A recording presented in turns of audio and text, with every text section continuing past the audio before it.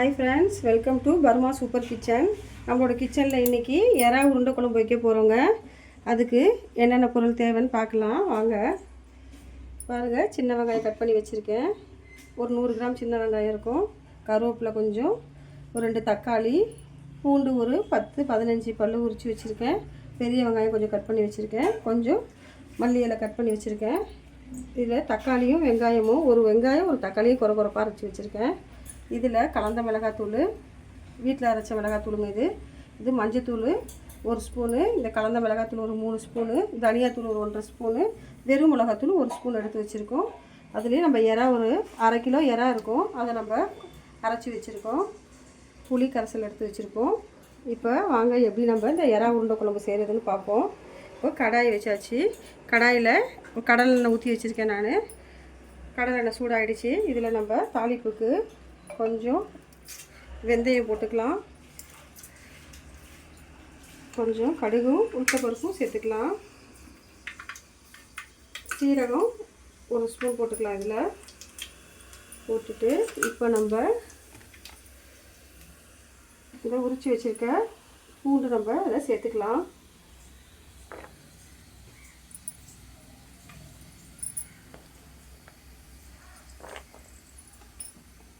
கடுகு நல்லா பொரிஞ்சிடட்டும். வெந்தயமும் கடுகும் பொரிஞ்சால் தான் நல்லாயிருக்கும். இப்போ நல்லா பொரிஞ்சிச்சிங்க. இப்போ இதில் நம்ம இப்போ பூண்டை சேர்த்துக்கலாம்.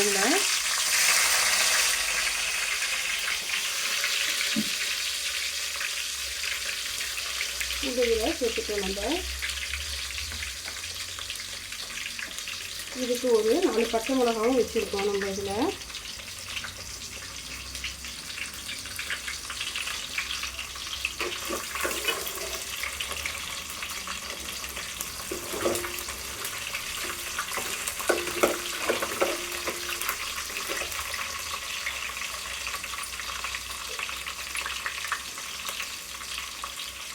பூண்டு கொஞ்சம் வதங்கிடுச்சு. இப்போ இதில் நம்ம இந்த சின்ன வெங்காயத்தை சேர்த்துக்கலாம்.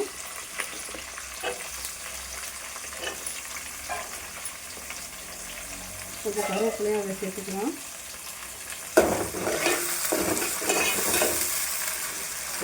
இந்த வெங்காயம் நல்லா வதங்கட்டுங்க. இப்போ நம்ம இந்த இறால பெரிய வெங்காயம் கட் பண்ணி வச்சுருக்கோம்ல, இந்த பெரிய வெங்காயம் ஒரு பெரிய சைஸ் உள்ள வெங்காயமாக நான் கட் பண்ணி வச்சுருக்கேன். இந்த வெங்காயத்தை நம்ம இதில் சேர்த்துக்கலாம். இதில் கொஞ்சம் மல்லி இலையும் சேர்த்துக்கலாம். இதில் கொஞ்சம் நம்ம கருவேப்பிலையும் சேர்த்துக்கலாம். சேர்த்துட்டு இதில் ஒரு 2 பச்சை மிளகாவை நம்ம கட் பண்ணி சேர்த்துக்கலாம்.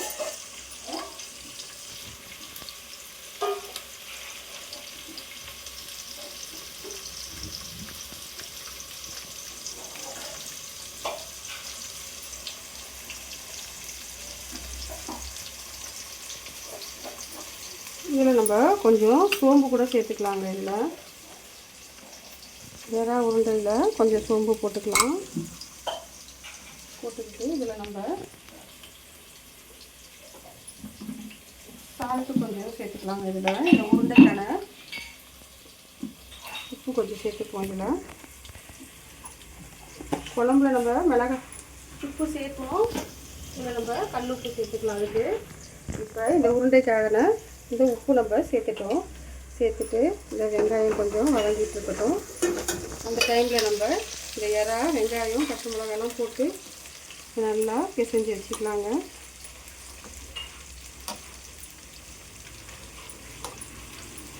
இந்த வெங்காயத்தை கொஞ்சம் நல்லா பொடிசாக கட் பண்ணிக்கோங்க.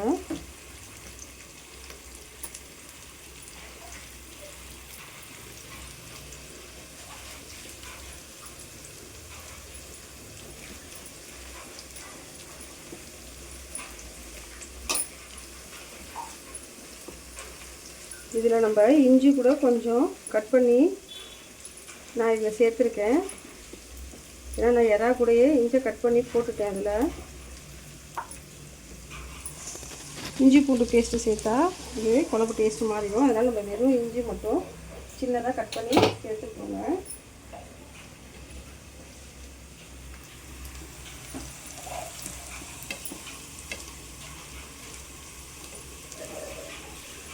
இறா உருண்டை குழம்பு வச்சோம்னா நல்லாயிருக்கும், நல்லா டேஸ்ட் நல்லாயிருக்கும். இது நம்ம பருப்பு வகையில் தான் உருண்டை குழம்பு வச்சுருக்கோம். இறால நம்ம இந்த மாதிரி ஒரு உருண்டை குழம்பு வைக்கும்போது அது ரொம்பவே டேஸ்ட்டாக இருக்குங்க. பாருங்கள், வெங்காயம்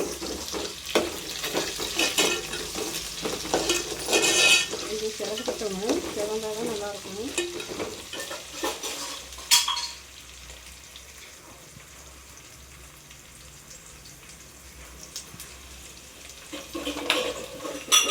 இதில் நம்ம தாளிப்பு வடகம் கொஞ்சம் சேர்த்துக்கலாங்க.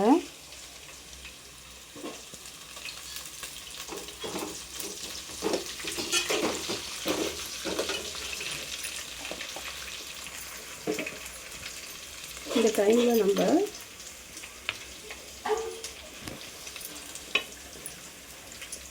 ஒரு பெரிய சைஸ் தக்காளியை கட் பண்ணி நான் வச்சுருக்கேன். இதையும் சேர்த்துக்கோங்க.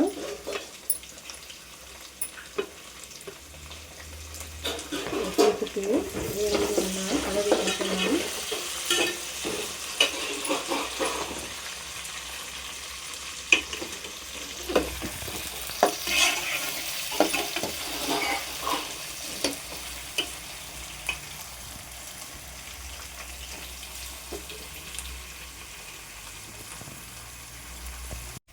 இப்போ இந்த வெங்காயம் தக்காளி நல்லா வதங்கிடுச்சிங்க.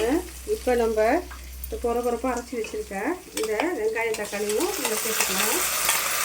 சேர்க்கும்போது குழம்பு ரொம்ப திக்காக இருக்குங்க, இந்த வாசனையும் நல்லாயிருக்கும். அதனால் இந்த வெங்காயம் தக்காளி கொஞ்சம் அரைச்சி சேர்க்குறோங்க. இது கொஞ்சம் வதங்கட்டுங்க.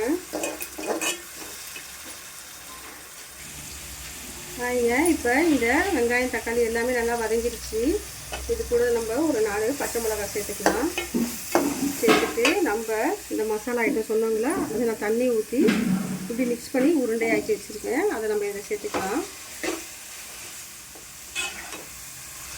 நான் வந்து ஒரு 6 பேர் ஒரு 7 பேர் நான் சாப்பிட்ட மாதிரி நான் குழம்பு வைக்கிறேன்.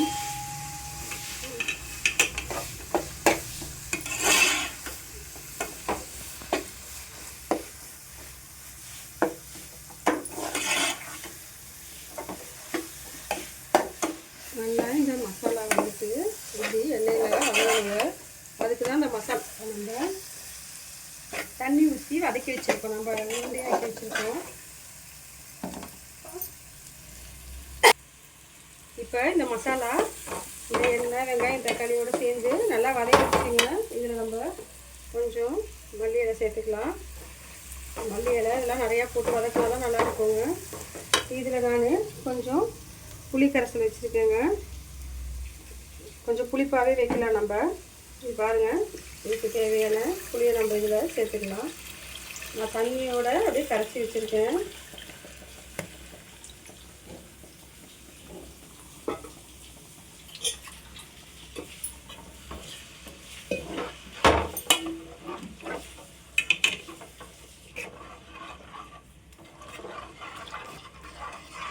இப்படி நல்லா மிக்ஸ் பண்ணி விட்டுறலாம் மசாலாவை. மசாலாவை நல்லா மிக்ஸ் பண்ணி விட்டுட்டு இதில் நம்ம இந்த குழம்புக்கான மிளகாத்தூள் சேர்த்துக்கலாங்க. குழம்புக்கான மிளகாய்த்தூள் சேர்த்துக்கலாம். இங்கே பாருங்கள், நான் இன்றைக்கி உப்பு சேர்த்துக்கிறேங்க. கடல் உப்பு சேர்த்துக்கிறேங்க. மிளகாத்தூள்லாம் நல்லா அந்த புளியில் நல்லா போட்டு கரைச்சாச்சுங்க. கரைச்சிட்டு இந்த உப்பை சேர்த்து ஒரு கலரி கொடுக்கலாம். நம்ம கலரி கொடுத்துட்டு புளிப்பு எவ்வளோ இருக்குன்னு பார்த்துக்கலாம். நம்ம புளிப்பு கரெக்டாக தான் இருக்குங்க. மீதி கொஞ்சம் புளி இருக்கு, அதையும் நம்ம அதில் சேர்த்துக்கலாம். தண்ணியோட மிக்ஸ் பண்ணி வச்சுருக்கோம். இது கொதிச்சதுக்கப்புறம் நம்ம அந்த இறாவை உருண்டை பண்ணி சேர்த்துக்கலாங்க.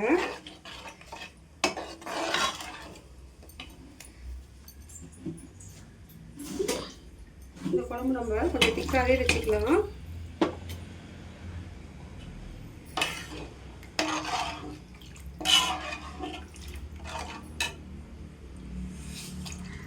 நம்ம வெங்காயமும் தக்காளியும் அரைச்சி வேறு சேர்த்துருக்கோம். அதனால நமக்கு குழம்பு திக்காக இருக்குங்க. நல்லா இந்த டைமில் நம்ம இந்த இறாலாம் உருண்டை பண்ணி வச்சுக்கலாங்க. உருண்டை பண்ணி வச்சுட்டோன்னா நம்ம அப்படியே குழம்பு கொதிச்சதுக்கப்புறம் சேர்த்துக்கலாம். இந்த மாதிரி சின்ன சின்ன உருண்டையாக நம்ம அப்படியே உருட்டி வச்சுக்கலாம். குழம்பு கொதிக்கும் போது நம்ம இந்த உருண்டையை சேர்க்கும் போது நல்லா உருண்டை எதுவுமே பிரிஞ்சு வராமல் நல்லா இருக்குங்க.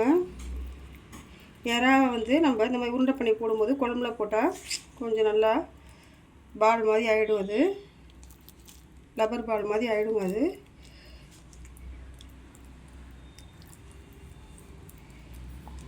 ஏன்னா மாவு பச்சை மாவு நம்ம சேர்த்தோன்னா கூட சில டைமில் அப்படியே நம்மளுக்கு பிரிஞ்சுக்கும். இது அப்படியே பிரியாதுங்க, இது அப்படியே இருக்கும். ஏன்னா இறா வந்துட்டு கொஞ்சம் அப்படியே குழம்புல போடும்போது அப்படியே இறுக்கமாகிடும். நான் இன்றைக்கி ஒரு 1/2 கிலோ இறா தாங்க எடுத்திருக்கேன். உங்களுக்கு எவ்வளோ இறா தேவையோ அது மாதிரி நீங்கள் எடுத்துக்கோங்க.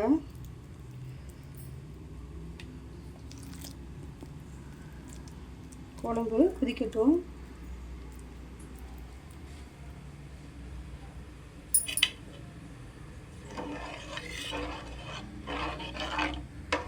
அப்படியே இருக்கட்டும். பாருங்கள், இந்த அளவு திக்காக இருக்கட்டும் குழம்பு. அப்போ தான் நல்லாயிருக்கும். ரொம்ப தண்ணியாக இருந்தாலும் நல்லா இருக்காது. இந்த உருண்டை போடுறோம், குழம்பு வந்து உருண்டை இழுத்துக்கும் அப்படின்றதுலாம் இந்த இறால கிடையாதுங்க. இறா உருண்டை குழம்புல நம்ம பருப்பு உருண்டை குழம்பு வச்சாதான் நம்ம இந்த உருண்டையெல்லாம் வந்துட்டு இந்த குழம்பை இழுத்துக்கும். இது அப்படி இல்லைங்க, இது அப்படியே தான் இருக்கும். ஆனால் புளிப்புலாம் அதில் போய் சேருங்க, சேர்ந்து நல்லாயிருக்கும் டேஸ்ட்டு சாப்பிட்றதுக்கு. பருப்பு உருண்டை குழம்புலாம் வச்சுருக்கோம் நம்ம. இது மாதிரி இறால நம்ம உருண்டை குழம்பு வைக்கும்போது டேஸ்ட் ரொம்ப நல்லாயிருக்கும்.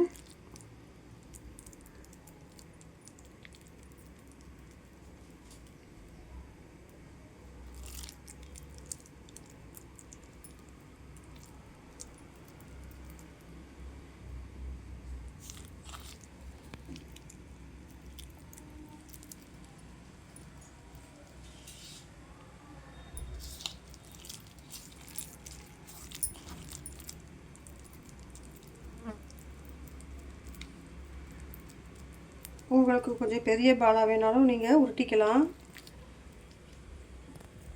நான் வந்து கொஞ்சம் நார்மல் சைஸாக தாங்க உருண்டை போடுறேன். இந்த மாதிரி உங்களுக்கு பெரிய உருண்டை சைஸ் வேணால் கூட நீங்கள் அந்த மாதிரி பண்ணிக்கலாம்.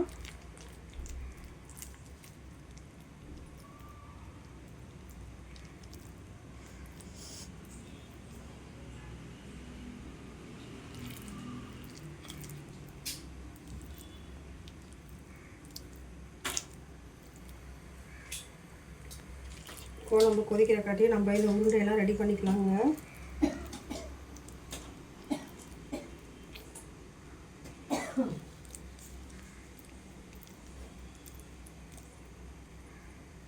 இப்போ நம்ம எல்லா உருண்டையுமே ரெடி பண்ணியாச்சு. இப்போ குழம்பு கொதிச்சுக்கிட்டு இருக்கட்டும்.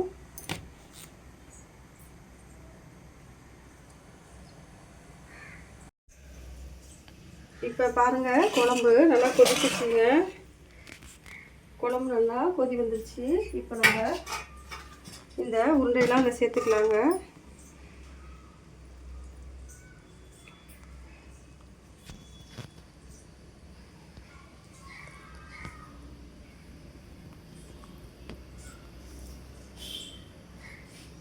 நல்லா தனித்தனியாக போடுங்க. ஓரத்தில் ஒரு உருண்டையாக எடுத்து நம்ம போட்டுக்கலாம்.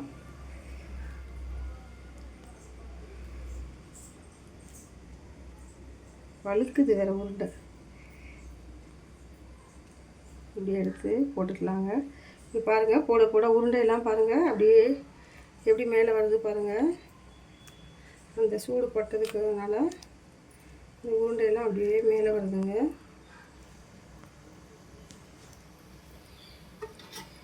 இப்போ நம்ம லைட்டாக இதை எப்படி தள்ளி விடலாம்.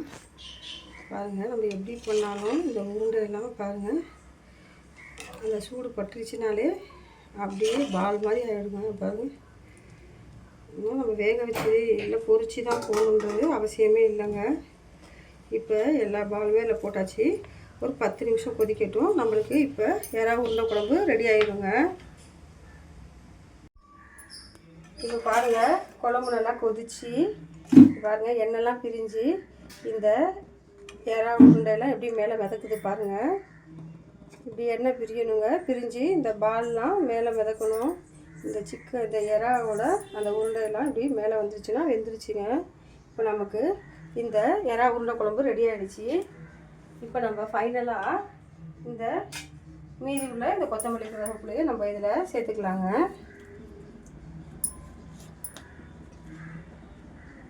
இப்போ நம்மளுக்கு இறா உருண்டை குழம்பு ரெடி ஆகிடுச்சுங்க. இப்போ இந்த இறா உருண்டை குழம்பு எப்படி வந்துருச்சுன்னு பார்க்கலாம். வெந்திருக்கா, உப்பெல்லாம் நல்லா மிக்ஸ் ஆகிருக்கான்னு பார்க்கலாங்க. அதுக்காக நம்ம இந்த இறா உருண்டை குழம்பை டேஸ்ட் பண்ணுறதுக்காக ஒரு விஐபி வந்திருக்காங்க. பாருங்கள், எப்படா ஓசியில் இந்த குழம்பு கொடுப்பாங்க நம்ம டேஸ்ட் பண்ணலான்னு ஒருத்தவங்க வந்திருக்காங்க. இங்கே பாருங்கள், அவங்க தான் டேஸ்ட் பண்ணி சொல்ல போகிறாங்க குழம்பு எப்படி இருக்குன்ட்டு. இங்கே பாருங்கள் ஃப்ரெண்ட்ஸ், இந்த இறா உருண்டை குழம்பை டேஸ்ட் பண்ணுறதுக்காக ஒருத்தவங்க வந்திருக்காங்க. அவங்க வந்து இந்த இறா உருண்டை குழம்பை டேஸ்ட் பண்ணுறாங்க. அவங்க சாப்பிட்டுட்டு எப்படி இருக்குதுன்னு சொல்கிறாங்கன்னு பார்ப்போங்க. எப்படிங்க இருக்குது இந்த இறா உருண்டை குழம்பு? எங்க ஒரு வாய் 2 வாய் சாப்பிட்டாலே தெரிஞ்சிடும். சாப்பிட்டா தெரியாதுங்க. ஸோ உள்ள தொண்டைக்கு உள்ள போனாதாங்க அது டேஸ்ட் தெரியும். அப்படியாங்க? அதுக்குன்னு ஒரு இறாலே காலி ஆகுதுங்க ஒரு உருண்டையே. மேலே வச்சா தெரியாது, உள்ள டேஸ்ட் உள்ள போன பிறகு தான் அதோட டேஸ்ட் தெரியும். ஓகேங்களா? அப்படிங்களா? சரிங்க சரிங்க. சரி பாருங்கள், நம்மளுக்கு நல்லா பால்ஸ்லாம் ரெடி ஆகிடுச்சு. இறாவோட உருண்டை எல்லாம் ரெடி ஆகிடுச்சு. எண்ணெய்லாம் எப்படி பிரிஞ்சிருக்கு பாருங்கள் மேலே.